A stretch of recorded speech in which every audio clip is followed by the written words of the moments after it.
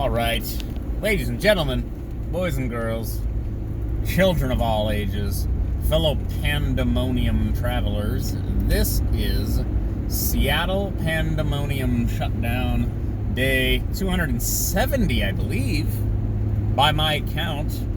Maybe. I think that's right. So what's going down? What's going on? We've got, again, perpetual election shenanigans. Okay, you got your election shenanigans of various kinds. Today, the breaking news is video, allegedly. And let me see if I got my specifics, my primaries correct. Jesus Christ, the homeless shanties. God, you guys.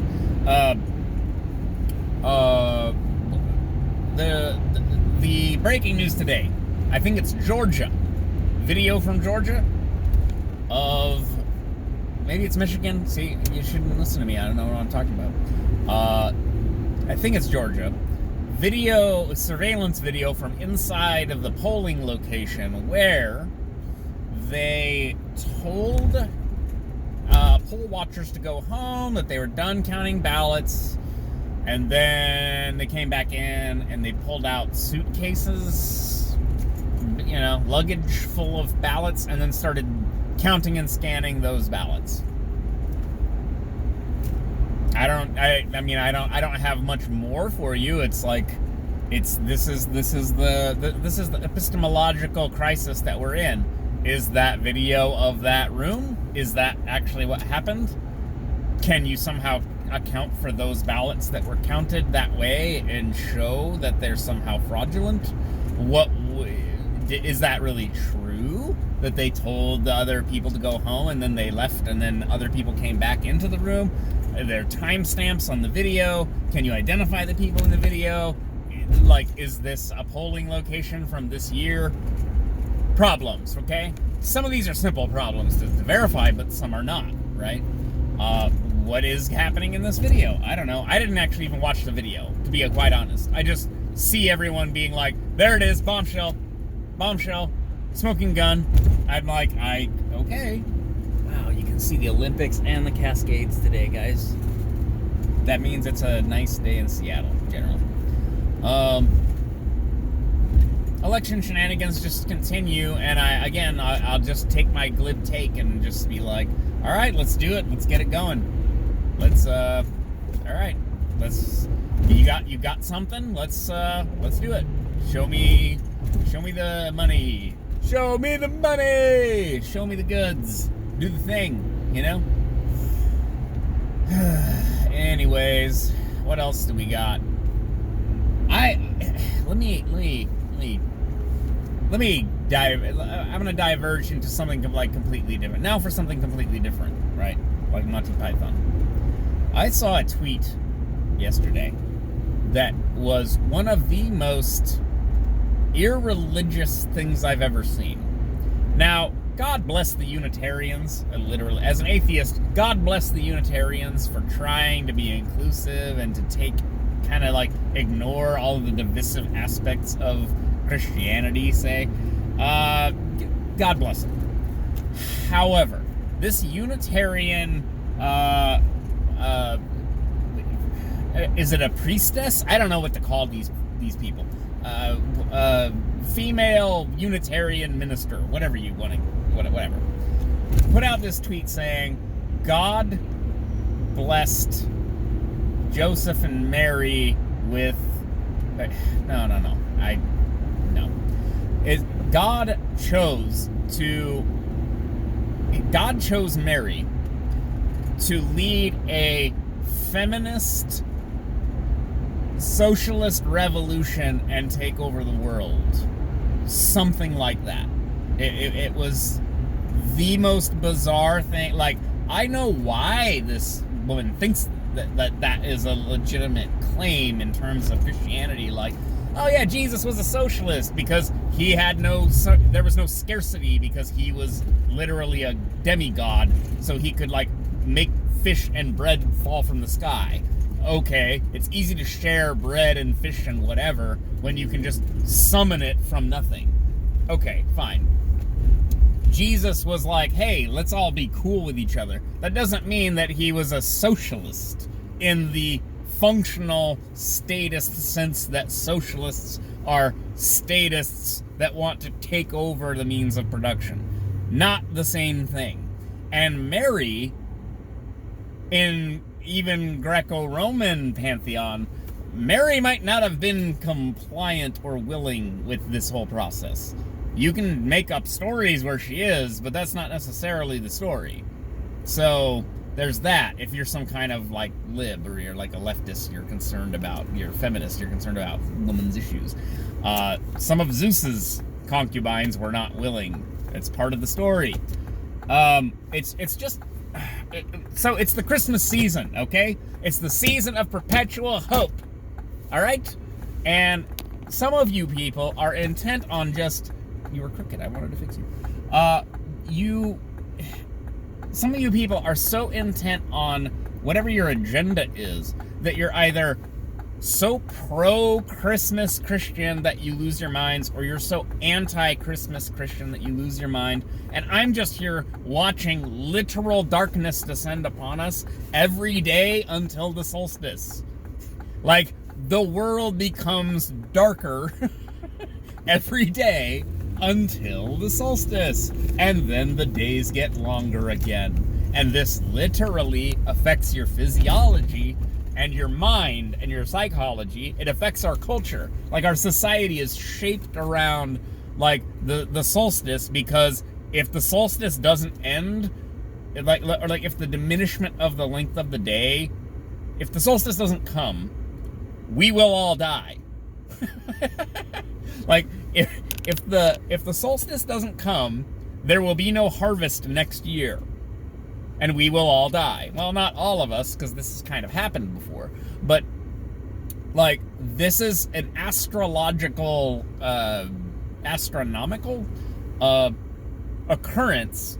It has real world effects. People buy UV lights and put them in their house so that they have sad lights so that they don't feel so bad because they're not getting, vitamin D from the sun or whatever, right? You can't just go outside and run around. It's cold. You have to layer up. It's cumbersome, right? And then you have this grafted, religiosity grafted onto this phenomenon of, December 25th. It's Jesus' birthday. It's the rebirth. Yeah, it's also basically the solstice. It's the rebirth of the frickin' sun. Without the sun, we will all die. Like, it's just... It's like sort of childish, while at the same time, I just... What are you doing? Go!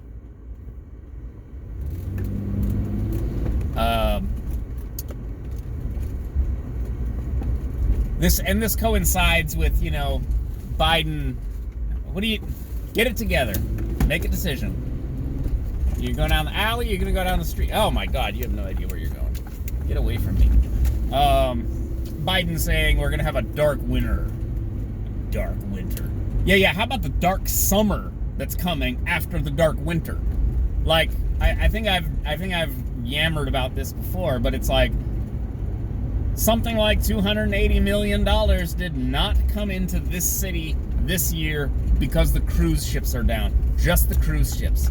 Never mind conventions, Comic-Con, the normal tourism business, etc.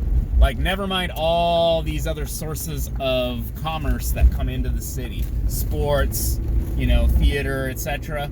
They canceled my showing of the Book of Mormon, and I will never forgive them.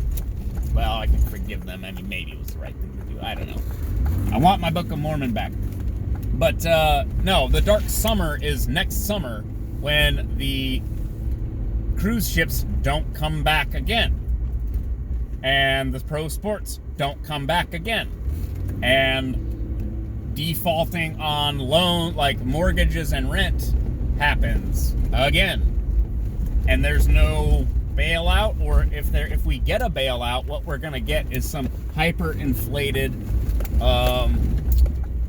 federal stimulus, quote unquote, that's loaded with so much pork for so many things that are so awful. We're just going to turn the printing machines on and money printer goes brr, brr, brr, and then we have hyper stagflation. It's not even going to be inflation. It's going to be stagflation. Like, because we're not going to be building new things. We're just going to be maintaining everything that's here. Now, again, I'm not an economist. Maybe I'm completely wrong, and like, we're just going to turn this thing around. But I do not think so. I do not think that's what's going to happen. And we are all going to be the beneficiaries of essentially a collapsed economy and a strained culture. And often, the only thing holding a society together is the shared culture when you have hard times, right? World War II, we're under attack. We got these enemies all over the world. They're attacking us. We gotta pull together. We gotta get scrap metal out of the junkyards and ride share and have ration coupons and pull together and do what we need to do as a country. We don't have that now. Like, we just don't. Like, there's some unity, I suppose. There are people who are agents of unity that are doing what they can to cross various cultural and social divides. But generally, overall, see, what are you honking at? See, people are just mad. And there's like no reason. I don't even know what you're mad at. You're not mad at me. You're on the other side. I don't care. Oh, God. Really? See this truck in front of me? Oh, God. See, I hate this guy. I don't care where he's from, what his race is. Now you're in front of me with a big truck. I hate your guts. See, this is why we don't have unity, is like I'm petty. Okay, he's out of my way. All right, you're fine, dude. I don't hate you anymore. Oh, you better he's got to go wide to get around. My goodness. Do you see what I deal with every day, people? I drive through this every day, and no one even says, hey, thanks, Kyle, for not crashing into people, not having road rage incidents. I have every reason in the world to have road rage incidents, and I get no thanks. No thanks at all. You're welcome, everyone, for me being a reasonable man. You may not think I'm a reasonable man, but I'm reasonable AF. All right. What are we talking about again? Pessimism. Maybe we can turn this thing around, but I feel like this economic meltdown that we're looking at has just not even, it's just not actually landing. People haven't fully grasped the reality of what we've done to ourselves by canceling half our small businesses permanently. Costco's fine, Amazon's fine. We are entering some kind of dystopian corporate technocracy where there are no small businesses. There's only IBM, ATT, Union Carbide, DuPont, Amazon, Google. A college of corporations, inexorably dictated by the bylaws of business. It's been true since man crawled out of the slime. The world is a business, Mr. Beale. And you shall atone. That's enough for me for a Thursday. I'm getting all dramatic. All right, I'll talk to you guys later. It's called The Movie Network. Google it, kids. Bye.